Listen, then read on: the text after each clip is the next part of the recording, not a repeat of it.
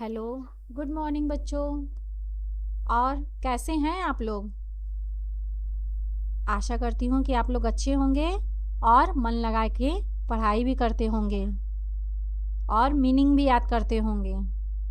स्वागत है आप लोगों का देवा कोचिंग क्लासेस में। आज हम लोग इस वीडियो में लेकर के आए हैं बच्चों द ओल्ड काकी। ओल्ड काकी मतलब ओल्ड मतलब होता है बूढ़ी, वैसे ओल्ड मतलब पुराना भी होता है, लेकिन यहाँ ओल्ड काकी का मतलब होगा बूढ़ी काकी। पाठ का नाम क्या है बच्चों? बूढ़ी काकी। चलिए, स्वागत है आप लोगों का, फिर से स्वागत है आप लोगों का बच्चों देवा कोचिंग क्लासेस में। आप लोग तो जानते ही हैं, हर वीडियो की तरह इस वीडियो में भी बच्चों आप लोगों को हर एक लाइन का उच्चारण, प्रोनाउंसिएशन हिंदी में मिलेगा और वर्ड मीनिंग भी, उसका मीनिंग हिंदी अनुवाद भी देखने को मिलेगा, जिससे आप लोग आसानी से रीडिंग, इंग्लिश रीडिंग आराम से कर सकते हैं और उसको अर्थ भी समझ सकते हैं। ये द ओल्ड काकी का थर्ड पार्ट है। इसके पहले हम लोगों ने पार्ट 1 और पार्ट 2 में थोड़े थोड़े पार्ट को हम लोगों ने रीड किया था। और एक बात बच्चों, जिन बच्चों ने अभी तक वीडियो देख रहे हैं और वीडियो को सब्सक्राइब नहीं किए हैं, चैनल को सब्सक्राइब नहीं किए हैं, तो प्लीज़ बच्चों आप लोग चैनल को सब्सक्राइब कर लीजिए और अच्छा लगे वीडियो तो प्लीज़ लाइक भी करिए और वीडियो को ज़्यादा से ज़्यादा शेयर भी करिए। अगर कुछ आप लोगों का कोई क्वेश्चन है, वीडियो में कुछ इम्प्रूवमेंट चाहते हैं या कोई क्वेश्चन है, तो प्लीज़ आप लोग कमेंट बॉक्स में उसको लिख करके सेंड कर सकते हैं। प्रश्न है कोई तो आप लोग पूछ सकते हैं।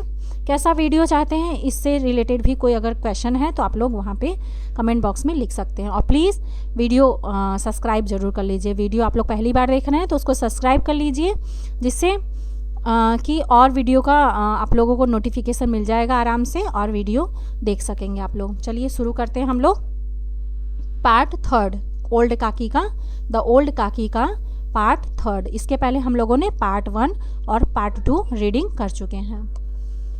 तो पार्ट 3 जो है कहाँ से कहाँ तक है बच्चों? लाडली टुक हर से लेकर के हर सोलफुली तक हम लोग यहाँ पे ये चैप्टर का यहाँ पे फिनिश भी हो जाएगा। चैप्टर फिनिश मतलब क्या बोले ना, आप लोग मीनिंग याद करिए, उसको अपने दिनचर्या में, अपने लैंग्वेज में, आप लोग बोलचाल की भाषा में अपने जो है मीनिंग याद करिए, तो उसको यूटिलाइज भी करिए, उसको यूज में लाइए, ठीक है? तो फिनिश हो जाएगा। फिनिश का मतलब क्या होगा? ख़त्म हो जाएगा, ठीक है?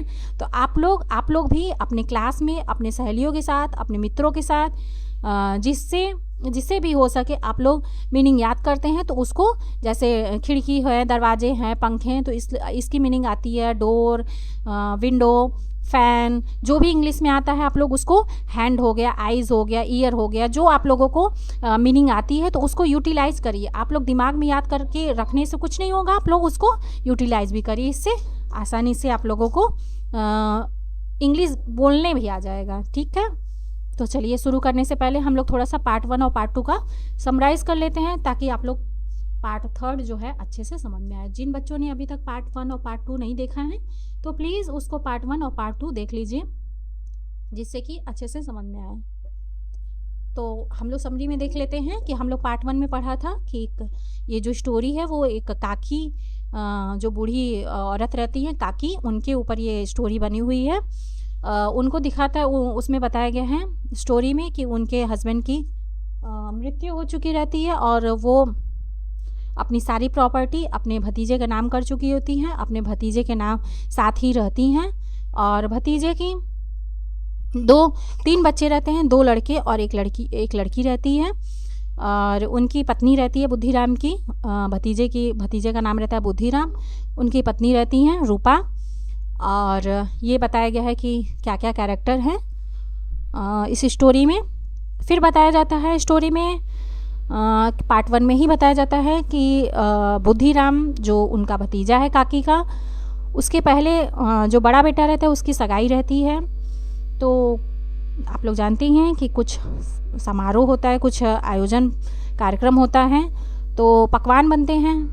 तो गाँव में भी अगर किसी के यहाँ पकवान बनता है तो घर तक स्मेल आ जाती है, खुशबू आ जाती है कि हाँ कुछ बन रहा है, गांव में कुछ है, उनके यहाँ कुछ बन रहा है, खुशबू आती है ना पूड़ी की, और घी मसालों की खुशबू आने लगती है ना, तो इस तरीके से वहाँ बुद्धिराम के यहाँ भी आयोजन रहता है। क्या आयोजन रहता है? प्रोग्राम रहता है, उसके बड़े वाले लड़के की सगाई रहती है।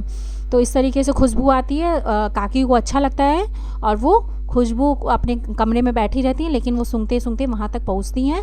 तो बुद्धिराम की जो वाइफ रहती है उसको काकी को देखती हैं, काकी को देख करके गुस्सा होती है, फिर उसको अपने डांटती हैं, डांट करके उनको अपने कमरे में भेज देती हैं। इस तरीके से काकी जो है अपने आप को इंसल्ट फील करती हैं और चली जाती है अपने कमरे में। फिर सेकंड पार्ट में बच्चों होता है कि सगाई हो चुकी रहती है, सारे लोग मतलब रात का भोजन तैयार रहता है, सभी गेस्ट लोग, सभी मेहमान लोग खाना पीना खा चुके रहते हैं और काकी जो रहती है अपने कमरे में, चूँकि एक बार इंसल्ट उनका हो चुका था, अपमान हो चुका था, तो वो कहती हैं, सोचती हैं बच्चों कि मैं तब तक नहीं जाऊंगी आयोजन में, वहाँ पे प्रोग्राम में, जब तक कि मुझे बुलाया ना जाए। मैं जब तक नहीं जाऊंगी वहाँ खाने के लिए जब तक कोई मुझे बुलाएगा नहीं। बहुत देर हो जाती है, कोई नहीं बुलाने आता है, सब उनको परेशानी तो करते रहते हैं। बस एक लाडली रहती है, लड़की रहती है जो बुद्धिराम की छोटी वाली लड़की, बस वही उन सिंपैथी रखती है, वही अपनी दया भावना जो रहती है अपनी काकी के साथ रखती है। बाकी कोई उनके घर में कोई नहीं रहता है समझने वाला, सब उनको चिढ़ाते ही रहते हैं। तो फिर बहुत देर तक इंतज़ार करती हैं काकी, कोई नहीं आता बुलाने के लिए। तब वो क्या सोचती हैं कि मैं तो घर की ही सदस्यों सा, होता है ना दिमाग में ढेर सारे आइडिया, ढेर सारे विचार चलते रहते हैं। तो इस तरीके से उनके दिमाग में फिर विचार आता है। पहले तो विचार कर लेते, जब उनको बेइज्जत करके वहाँ से भेज दिया जाता है तो वो सोचती हैं कि मैं तब तक नहीं जाऊँगी जब तक कि मुझे कोई बुलाता नहीं है।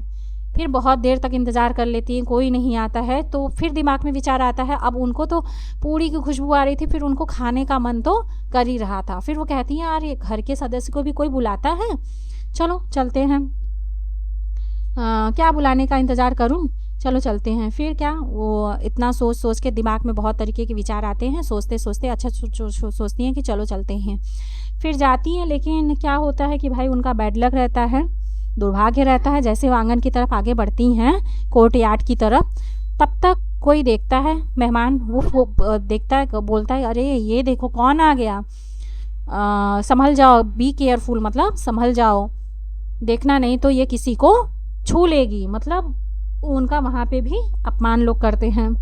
तो इस तरीके से बुद्धिराम जब वहाँ उनको देखता है तो क्रोधित हो जाता है। फिर वह क्या करता है, अपने दोनों हाथों से पकड़ता है और घसीटते हुए उनको फिर से उनके कमरे में ला देता है। फिर इस तरीके से उनकी बेइज्जती होती है। फिर ये सब देखती है तो लाडली को बहुत बुरा लगता है, लेकिन वो सोचती है कि अरे काकी को अगर 2 पूड़ी दे ही जाता, अगर दे, मेहमानों से पहले वो अगर खा भी लेती हैं तो क्या बिगड़ जाता है, क्या सारी पूड़ियाँ काकी खा जाएंगी। तो इस तरीके से उनको अपमानित किया जाता है, लेकिन उनको खाने नहीं दिया जाता है, बाहर निकलने नहीं दिया जाता है। ये सब पार्ट 2 में होता है बच्चों। फिर होता है पार्ट 2 में ही होता है कि रात के 11 बज चुके होते हैं, सब सो चुके होते हैं, सारे मेहमान चले गए होते हैं, लेकिन काकी को बुलाया नहीं जाता है खाने के लिए। कोई उनको पूछने वाला नहीं, कोई उनकी केयर करने वाला ही नहीं आता, तो उनको कोई बुलाता भी नहीं है। तो सभी लोग सो चुके रहते हैं, लेकिन लाडली, जो सिर्फ लाडली ही थी, उनकी लड़की ही, बस वही लाडली ही थी जो उनकी परवाह करती थी, सिंपैथी रखती थी उनके प्रति। तो वो कहती है कि वो सोचती है कि अब वो अपने हिस्से की पूड़ी रखी रहती है, वो तब तक नहीं खाई रहती है, सारे लोग खा चुके रहते हैं। वो सोचती है कि काकी अभी तक नहीं खाई हैं। वो क्या करती है, काकी के लिए पूड़ी लेके जाती है और फिर दे देती है काकी को खाने के लिए। अब काकी को भूख तो लगी ही थी, वो खा लेती हैं, लेकिन इतने में क्या, वो तो छोटी लड़की थी, 2 पूड़ी 4 पूड़ी खाती, तो वो अपने हिस्से की पूड़ी देती है। तो काकी पूछती हैं कि क्या ये तुम्हारी माँ ने तुम्हें दे करके भेजा है? तो बोलती है कि नहीं काकी, ये मेरे हिस्से का है, माई शेयर, शेयर मतलब हिस्सा, मेरे हिस्से का है। तो काकी कहती हैं कि मुझे थोड़ा सा और भूख लगा है, मुझे लिए सम मोर, मुझे और पूड़ियाँ ला करके अपने माँ से लाके दे दो। तो कहती है, क्या लाडली कहती है कि काकी अभी तो माँ सो रही है, अगर मैं जाऊंगी तो वो फिर से एंग्री हो जाएगी, एंग्री माने गुस्सा हो जाएगी, फिर से गुस्सा हो जाएगी। अगर मैं माँ को वेकअप करती हूँ, वेकअप मतलब जगाना, अगर मैं जगाती हूँ तो फिर से माँ गुस्सा हो जाएगी। तो इस तरीके से यहाँ तक कहानी होती है। फिर आगे देखते हैं बच्चों क्या होता है। चलिए शुरू करते हैं। क्या है यहाँ पे, कहाँ से रहेगा, लाडली टुक हर से लेकर के बच्चों हर सोलफुली तक इस पार्ट में हम लोग देखेंगे। चलिए शुरू करते हैं। फर्स्ट लाइन है, लाडली took her and made her sit among the petals. Ladli took her and made her sit among the petals. petals मतलब होता है पत्तल, चूंकि सारे लोग खा के वहां से जा चुके थे। तो लाडली टुक हर मतलब उन्हें ले जाती है, हर मतलब उनको, किसको, दादी काकी को, एंड मतलब और, made her sit among, made her मतलब उनको, सिट मतलब बैठाना, एमंग द पेटल्स मतलब पत्तलों के बीच में उनको बिठा देती है। देखते हैं बच्चों इसका अर्थ है, एक एक वर्ड का हम लोग अगर अर्थ देखे हैं तो यही निकल रहा है ना, लाडली टुक हर एंड, टुक हर मतलब ले जाती है उनको, एंड मतलब और, मेड हर सिट एमंग मतलब उनको बिठाती है, कहाँ पे सिट मतलब बैठाना, एमंग द पेटल्स मतलब पत्तलों के बीच में। लाडली काकी को ले गई और उन्हें पत्तलों के बीच बैठा दिया। आगे देखते हैं बच्चों, काकी began to eat the food which was left over by the guest. काकी began to eat, begin मतलब शुरू करना, to eat। अब देखिए कहानी मतलब आगे इतना भावुक होने वाला है कि क्या कहा जाए, जो कि अपनी प्रॉपर्टी भी बच्चों के नाम कर चुकी थी, उसके नाम कर चुकी, फिर भी ये हाल था। काकी बिगन मतलब शुरू करना, टू इट मतलब खाना, द फूड मतलब, इट मतलब खाना, यहाँ क्रिया है, क्रिया मतलब क्या, इट मतलब खाना क्रिया है, द फूड मतलब यहाँ पे संज्ञा है, फूड मतलब खाना वो खाती हैं, खाना शुरू करती हैं, विच मतलब जो, वाज लेफ्ट मतलब बचा, जो बचा था, ओवर बाय द गेस्ट मतलब मेहमानों द्वारा जो बचा खाना था वो काकी खाना शुरू करती हैं। देखिए यहाँ पे क्या है बच्चों, काकी वह बचा हुआ खाना खाने लगी जो मेहमानों ने छोड़ा था। जस्ट देन रूपा वोक अप, जस्ट देन मतलब तभी, मतलब तुरंत, देन मतलब तब, रूपा मतलब जो बुद्धिराम की वाइफ थी, वोक अप मतलब जाग गई, वेकअप मतलब होता है जागना, और ये सेकंड फॉर्म है वेकअप का, वोकअप मतलब जाग गई, तभी रूपा की नींद खुल गई। आगे देखते हैं बच्चों, she did not find Ladli beside her. She मतलब वह, डिड नॉट नहीं, फाइंड मतलब पाना, लाडली मतलब लाडली को नहीं पाई, बिसाइड हर, बिसाइड मतलब बगल में, अपने पास में, बगल में, हर मतलब उसको, किसको, लाडली को, मतलब वह जागी। सी डिड नॉट मतलब वह नहीं, फाइंड मतलब पाई, लाडली बिसाइड मतलब अपने बगल में, हर मतलब उसको, लाडली को, तो अपने बगल में लाडली को नहीं देखती हैं, नहीं पाती हैं, तो क्या होता है, उसे अपने पास लाडली नहीं मिली। इसका अर्थ ये निकल के आता है बच्चों, अगर एक एक वर्ड का हम लोग अर्थ भी निकालते हैं तो क्या आया, वह नहीं पाई, सी डिड नॉट फाइंड मतलब पाया, नहीं पाई, लाडली को, बिसाइड हर मतलब अपने बगल में, उनके बगल में सोई हुई थी जो कि लाडली, तो नींद खुलती है तो देखती है कि लाडली वहां पे नहीं रहती है। आगे देखते हैं, she went out into the courtyard and saw Ladli standing near the petals. She मतलब वह, वेंट मतलब गई, गो का सेकंड फॉर्म है वेंट, गो मतलब जाना, वेंट मतलब गई, आउट मतलब बाहर, इनटू द कोर्टयार्ड मतलब आंगन, कहाँ गई, आंगन में, वह उठी और कहाँ गई, आंगन में, एंड मतलब और, सी का सेकंड फॉर्म है, सी मतलब देखना, सा मतलब देखा, लाडली किसको देखा, लाडली, स्टैंडिंग मतलब खड़े होना, स्टैंड मतलब खड़े होना, स्टैंडिंग मतलब खड़ा हुआ पाया, नियर मतलब पास, द पेटल्स मतलब पत्तलों के बीच में, तो she went out into the courtyard मतलब वह कहाँ गई, आंगन के तरफ गई और देखा कि लाडली स्टैंडिंग नियर द पेटल्स मतलब वह पत्तलों के पास खड़ी थी। इसका अर्थ अगर एक एक वर्ड का हम लोग सेंटेंस में, इस वाक्य में एक एक वर्ड का अर्थ हम लोग निकालें बच्चों, तो यही इसका अर्थ निकल के आ रहा है। वह आंगन में गई और देखा कि लाडली पत्तलों के पास कड़ी थी। आगे देखते हैं बच्चों। काकी was picking the left over food and eating. देखिए कहानी कितनी भावुक हो रही है बच्चों।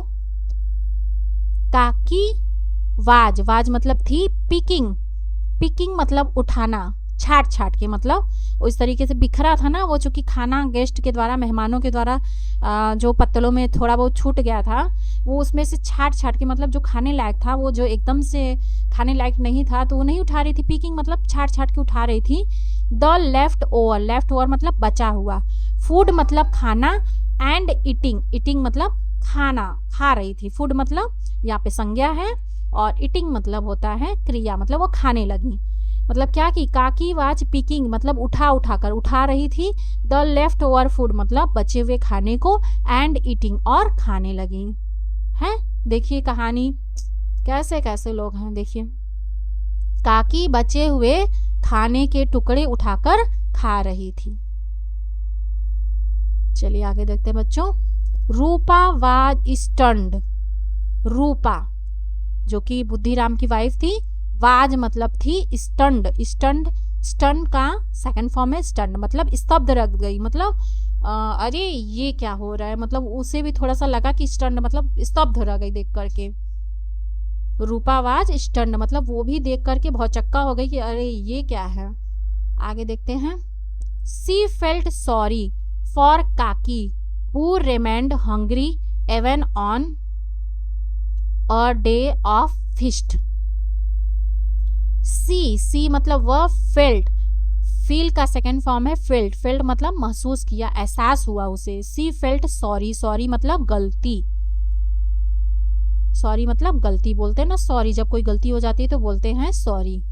तो सी फेल्ट सॉरी मतलब वह, उसे गलती का एहसास था, फेल्ट मतलब एहसास होना। फॉर मतलब के लिए, काकी, काकी हु रिमेन्ड हंग्री जो कि क्या थी, भूखी थी, हंग्री मतलब भूखा होना, जो कि भूखी थी। Even on a day, even मतलब यहाँ तक कि ऑन अ डे, डे मतलब पूरे दिन से, मतलब एक सुबह से वो भूखी थी। ऑफ फीस्ट, फीस्ट मतलब जो उनका आयोजन हुआ था उसमें जो खाना बना था वो एक तरीके से भोज हुआ ना, तो वो भोज, फीस्ट मतलब भोज के, वो भोज के लिए हंग्री रह गई, भूखी रह गई। सी फेल्ट सॉरी फॉर काकी मतलब वो काकी के लिए उन्हें दुख हुआ, उस रूपा को बड़ा अफसोस हुआ। हु रिमेन्ड हंग्री मतलब जो भूखी रह गए। Even on a day of feast मतलब इतना बड़ा खाने का आयोजन हुआ फिर भी वह भूखी रह गई, उसे बड़ा अफसोस हुआ, उसे काकी पर बड़ा बहुत अफसोस हुआ जो भोज के दिन भी भूखी रह गई। चलो भला उसे अफसोस तो हुआ, बार बार उसे अपमानित कर रही थी। आगे देखते हैं बच्चों। Where so many people had food to their content. Where, where मतलब जहां, so many people, so many मतलब बहुत सारे, मेनी मतलब बहुत, पीपल मतलब लोग, had food to their content मतलब दियर कंटेंट मतलब भर भर के खाना जिन्होंने ले खाया, जहां पर भी हैड फूड मतलब खाना, टू दियर कंटेंट मतलब भर पेट भोजन किया, मतलब उन्हीं के घर में लोग आए और भर भर के पेट भर के भोजन किया और वो भूखी रह गई, जहां इतने सारे लोग पेट भरकर भोजन कर चुके थे। आगे देखते हैं बच्चों। Kaki behaved like this just for some pieces of puris. Kaki, Kaki behaved, behave का सेकंड फॉर्म है बिहेव्ड, बिहेव्ड मतलब व्यवहार, बिहेवियर मतलब बिहेव मतलब व्यवहार किया। काकी बिहेव्ड लाइक मतलब ये सब इसलिए कर रही थी ये सब, दिस जस्ट मतलब किसके लिए, फॉर सम पूरी पीसेस ऑफ पूरीज मतलब टुकड़े, मतलब पीसेस मतलब टुकड़ा होता है, सम मतलब कुछ, ऑफ पूरीज मतलब पूड़ियों के कुछ टुकड़े के लिए वो ऐसा व्यवहार कर रही थी। कैसे कैसे लोग हैं। चलिए आगे देखते हैं। She was in a state of shock. She मतलब वह, was in a state of shock मतलब वो शॉक, उसे सदमा लगा था, किसे, रूपा को। सी वाज थी in a state of shock, shock मतलब सदमा, उसे सदमा, गहरे सदमे, in a state of shock मतलब गहरे सदमे, शॉक मतलब सदमा, और in a state of shock मतलब गहरे सदमे में थी। Her eyes were filled with tears, her eyes मतलब आंखें, हर मतलब उसकी, वेयर मतलब थी, यहाँ पे बहुवचन है, बहुवचन के लिए वेयर और सिंगल एक वचन के लिए वाज लगता है, था के अर्थ के लिए। थी, फिल्ड मतलब भरी हुई, विथ टीयर्स मतलब आंसू, टीयर्स मतलब आंसू, उसकी आंखें आंसुओं से भर गई थी, है ना, उसकी आंखें आंसुओं से भर गई। आगे देखते हैं बच्चों। इट वाज ऑलरेडी मिडनाइट, अभी 11 तो पहले ही बज चुके, है ना, आप लोगों ने पढ़ा था ना इसके पहले वाले पार्ट में कि 11 बज चुके थे, फिर भी उसको कोई खाने के लिए नहीं पूछता है और इंतजार करती रहती है, फिर वो लाडली ले जा करके अपने हिस्से का खाना देती है। तो इन सब में आधी रात हो चुका था, 12 बज चुके थे। तो it was already midnight, midnight मतलब आधी रात, नाइट मतलब होता है रात और मिड मतलब आधी रात, ऑलरेडी मतलब पहले से ही, ऑलरेडी मतलब पहले से बज चुके थे, तो क्या होगा, रात के 12 बज चुके थे, इसका अर्थ ये निकल के आता है बच्चों। Rupa went to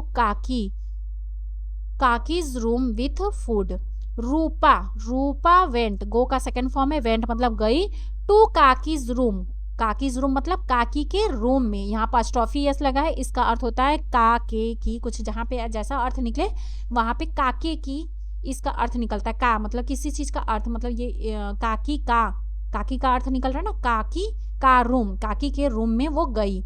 with food मतलब खाना लेकर के, कौन गई, रूपा वेंट मतलब गई, टू काकीज रूम मतलब काकी के रूम में, विथ फूड मतलब खाना लेकर के गई, रूपा काकी के कमरे में खाना लेकर के गई। आगे देखते हैं बच्चों।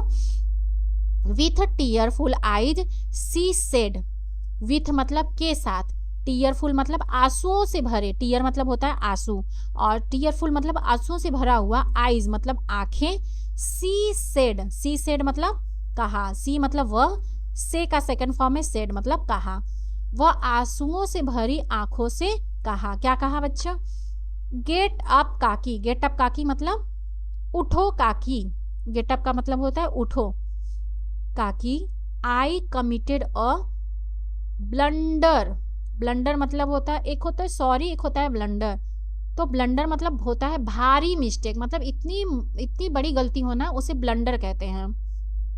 एक होता है गलती तो उसे बोलते हैं सॉरी, और ब्लंडर का अर्थ होता है बच्चों कि बहुत बड़ी गलती, जिसको बहुत बड़ी गलती को हम लोग इंग्लिश में ब्लंडर कहते हैं।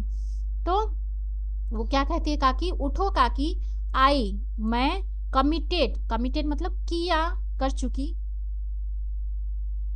ए मतलब एक, ब्लंडर टुडे का मतलब होता है आज, और ब्लंडर का मतलब बहुत बड़ी ब्लंडर मतलब इतनी बड़ी गलती कि मतलब बहुत बड़ी गलती, एक तरीके से जान लीजिए। सॉरी का मतलब होता है गलती तो होता ही है, गलती छोटी हो बड़ी, गलती तो गलती होता है, तो ब्लंडर मतलब होता है कि बहुत बड़ी गलती।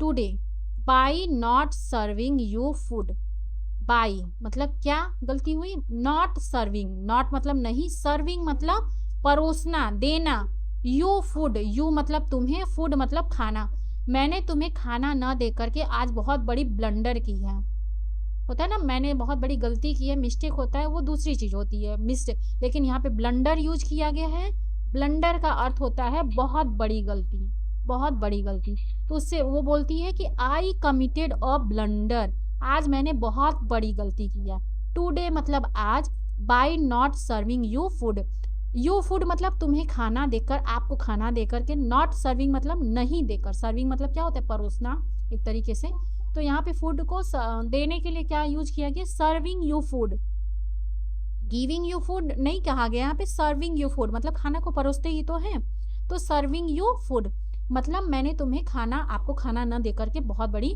ब्लंडर किया है। प्लीज फॉरगिव मी, प्लीज मतलब कृपया, फॉरगिव मी मतलब मुझे, फॉरगिव मतलब होता है क्षमा करना, माफी मांगना, फॉरगिव मतलब होता है माफी क्षमा, ठीक। और मी मतलब मुझे, प्लीज़ फॉरगिव मी मतलब मुझे क्षमा करो। चलो, उन्हें कम से कम अपनी गलती का तो एहसास हुआ। बार बार अपमानित कर रहे थे, बुद्धिराम ने भी अपमानित किया और रूपा ने भी अपमानित किया। ठीक, तो यहाँ पे वो माफ़ी मांगते हैं कि प्लीज़ फॉरगिव मी, मुझे माफ़ कर दो। With tearful eyes she said, मतलब आंसुओं से भरे आँख रहते हैं, उसके आँख जो रहते हैं आंसुओं से भरे रहते हैं। और सी सेड, वह बोलती है, क्या कहती है? गेट अप काकी, प्लीज़ काकी उठो। आई कमिटेड मतलब होता है मैंने किया है, कमिटेड अ ब्लंडर टुडे, मैंने आज बहुत बड़ी गलती की है। By not serving you food, यहाँ पे फूड को देने के लिए मैंने आपको खाना नहीं दे करके बहुत बड़ी गलती की है। प्लीज़ फॉरगिव मी मतलब प्लीज़ मुझे माफ़ कर दो। फॉरगिव मतलब क्षमा मांगना, मी मतलब मुझे, प्लीज़ मुझे माफ़ कर दो। क्या होगा? आंसू भरी आंखों से उसने कहा, उठिए काकी, आज मुझसे बहुत बड़ी गलती हो गई, मैंने आपको खाना नहीं दिया, कृपया मुझे माफ़ कर दीजिए। Hearing these words, काकी's heart melted. Here का अर्थ होता है सुनना, और हियरिंग मतलब सुन करके, हियर मतलब सुनना और हियरिंग मतलब सुन करके। दीज वर्ड्स मतलब शब्द, दीज वर्ड्स मतलब इतने, मतलब उसने माफ़ी मांगा तो इसलिए ये सारे शब्द सुन करके काकीज हर्ट, काकी का यहाँ अपॉस्ट्रोफी एस है, देख रहे हैं ना, तो काकीज हर्ट मतलब होता है हृदय, काकीज का हृदय मेल्ट मतलब पिघलना, मेल्टेड मतलब पिघल गया, उनका जो हृदय था, उनका जो दिल था वो पिघल गया। ये शब्द सुनकर काकी का दिल पिघल गया। आगे देखते हैं बच्चों। She forgive her and began eating. She मतलब वह, फॉरगिव का सेकंड फॉर्म है फॉरगिव मतलब माफ कर दिया, हर उनको, एंड मतलब और, बिगन ईटिंग मतलब होता है खाना, और उन्होंने खाना शुरू किया। सी फॉरगिव हर मतलब उन्हें माफ कर दिया, फॉरगिव मतलब होता है माफ करना, तो उन्होंने उनको माफ कर दिया, एंड और बिगन ईटिंग मतलब और खाना खाने लगी। उन्होंने रूपा को माफ कर दिया और खाना खाने लगी। आगे देखते हैं बच्चों। काकी ब्लेस्ड हर सोलफुली। काकी ब्लेस्ड मतलब होता है आशीर्वाद, ब्लेस मतलब आशीर्वाद बोलते हैं ना, गॉड ब्लेस यू का मतलब क्या होता है? भगवान आपको आशीर्वाद दें, गॉड ब्लेस यू मतलब आपको। तो काकी ब्लेस्ड मतलब आशीर्वाद देती है, हर मतलब उससे, सोल मतलब होता है आत्मा से, फुली मतलब काकी दिल से, सोलफुली मतलब दिल से उसको आशीर्वाद देती हैं, पूरे मन से पूरी आत्मा से उनको आशीर्वाद देती हैं। काकी ने उसे दिल से आशीर्वाद दिया। अडॉप्टेड फ्रॉम द स्टोरी बूढ़ी काकी बाय मुंशी प्रेमचंद। ये कहानी किसके द्वारा लिखी गई है? मुंशी प्रेमचंद। आप लोगों ने नाम सुना होगा बच्चों, मुझे उम्मीद है कि आप लोग नाम सुने होंगे, बहुत अच्छे राइटर हैं ये। क्या है? मुंशी प्रेमचंद। ये कहानी जो ली गई है, कहाँ से ली गई है? बूढ़ी काकी जो स्टोरी ली गई है वो बूढ़ी काकी नाम से ही उन्होंने रचना की है। मुंशी प्रेमचंद जी ने एक राइटर हैं, बहुत प्रसिद्ध राइटर हैं बच्चों, बहुत प्रसिद्ध हैं। उनकी एक रचना है बूढ़ी काकी, उसी में से ये स्टोरी वहां से ली गई। Adopted from the story, adopted मतलब ली गई है, फ्रॉम द स्टोरी मतलब कहानी। बूढ़ी काकी से, यहाँ पे लिखा है स्टोरी का नाम क्या है? तो ओल्ड काकी, यहाँ पे बूढ़ी काकी, उन्होंने रचना की है बूढ़ी काकी नाम से। जो मुंशी प्रेमचंद जी हैं, राइटर हैं, वो बहुत सारे उपन्यास और इस तरीके से बहुत सारी कहानियाँ लिखी हैं, उपन्यास लिखे हैं, तो उन्हीं की कहानी में से ली है, बूढ़ी काकी में से ये लिया गया है स्टोरी, है ना। ये कहानी मुंशी प्रेमचंद की प्रसिद्ध रचना बूढ़ी काकी से ली गई है। ये स्टोरी यहाँ पे फिनिश हो गया। फिनिश का मतलब क्या होगा बच्चों? खत्म हो गई। ठीक, यहाँ पे मस्ट इम्पॉर्टेंट पार्ट आ गया वीडियो का। क्या है? हाँ, वर्ड मीनिंग। क्या है? Word meaning. आप लोग मीनिंग याद करिए, नोट करिए, लिखिए और टिक करिए, फिर देखिए कौन कौन सी मीनिंग याद है, फिर उसके बाद मीनिंग आप लोग याद करिए, उसके बाद आप लोग अपनी बोल चाल की भाषा में इंग्लिश वर्ड का प्रयोग करिए, जल्दी इंग्लिश समझ में आएगा। इंग्लिश वर्ड ज़्यादा यूज करिए आप लोग। कुछ जैसे समझ में आ रहा है आप लोगों को, मैं बार बार बता रही हूँ, जैसे पंखा हो गया, खिड़की हो गए, दरवाजे हो गए, है ना, आंगन हो गया, इसमें भी बहुत सारे वर्ड आ रहे हैं। जैसे भूख है, प्यास है, हंगरी। भूख मतलब क्या होता है, भूखा मतलब क्या होता है, हंगरी। तो आप लोग कम से कम नहीं तो क्लासरूम में अपने सहेलियों के साथ, दोस्तों के साथ इंग्लिश वर्ड को बोलेंगे तो उसको याद करने की ज़रूरत नहीं पड़ेगी, अपने आप याद हो जाएगा। अपनी दिनचर्या में लाएंगे इंग्लिश वर्ड, उसको यूटिलाइज करेंगे बोलचाल की भाषा में, तो वो जल्दी समझ में आएगा। चलिए शुरू करते हैं। पहला है इंग्लिश वर्ड, यहाँ प्रोनाउंसिएशन हिंदी में दिया गया है, उच्चारण उसका, हिंदी मीनिंग है। पहला वर्ड हम लोग देखते हैं क्या बच्चों, पेटल्स, PATTALS, पेटल्स। पेटल्स मतलब होता है पत्तले। अगला है लेफ्ट वर्ड, लेफ्ट वर्ड मतलब बचा हुआ, है ना, आप लोग बोल सकते हैं left word. Left word food, food मतलब क्या होता है, खाना। MDM में कौन सा फूड बना है आप लोग बोल सकते हैं ना, यूज करिए, यूटिलाइज करें अपने बोलचाल की भाषा में। जितने वर्ड आप लोग यूज करेंगे, वर्ड मतलब क्या है, शब्द, जितने शब्द आप लोग इंग्लिश में बोल सकते हैं उसको बोलिए, अपने क्लासरूम में बोलिए, अपने सहेलियों के साथ बोलिए, धीरे धीरे अपने बोलचाल की भाषा में लाएंगे तो जल्दी समझ में आएगा। लेफ्ट ओवर, स्पेलिंग देखते हैं बच्चों, LEFTOVER, left over. Left over मतलब होता है बचा हुआ। अगला मीनिंग है बच्चों कोर्ट यार्ड, कोर्ट यार्ड मतलब होता है आंगन, इसको भी यूज कर सकते हैं। COURTYARD,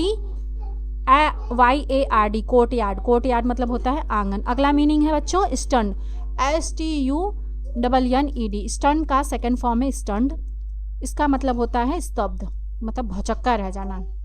अगला मीनिंग है सॉरी, SORRORY, सॉरी। सॉरी मतलब होता है खेद महसूस करना, गलती महसूस होना, ठीक। एक सॉरी होता है, मैंने बताया ना ब्लंडर, ब्लंडर मतलब होता है बहुत बड़ी गलती।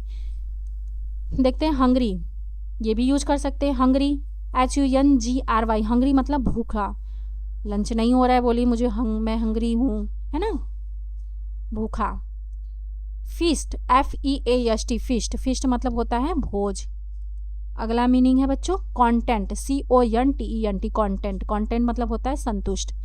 अगला मीनिंग है बिहेव्ड, BEHAVED, बिहेव्ड, बिहेव्ड मतलब व्यवहार किया।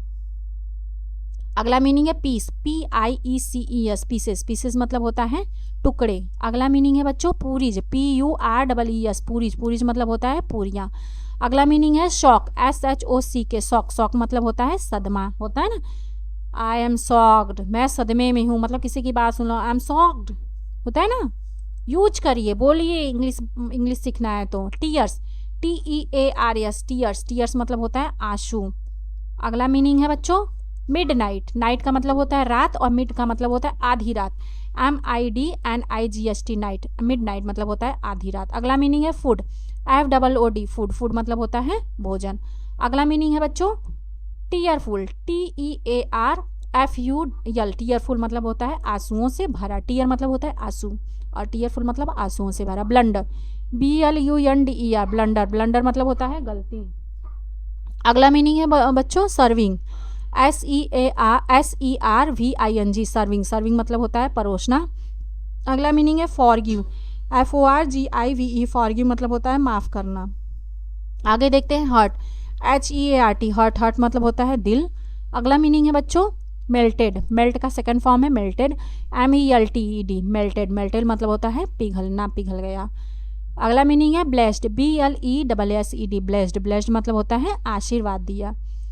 अगला है सोलफुली, सोल मतलब होता है आत्मा से, SOULFULL, सोलफुली मतलब आत्मा से, पूरे मन से, भावपूर्वक, इसका ये अर्थ निकल के आएगा। अगला मीनिंग है बच्चों एडॉप्टेड, अडॉप्ट का सेकंड फॉर्म है अडॉप्टेड, ADOPTED, अडॉप्टेड, अडॉप्टेड मतलब लिया गया है।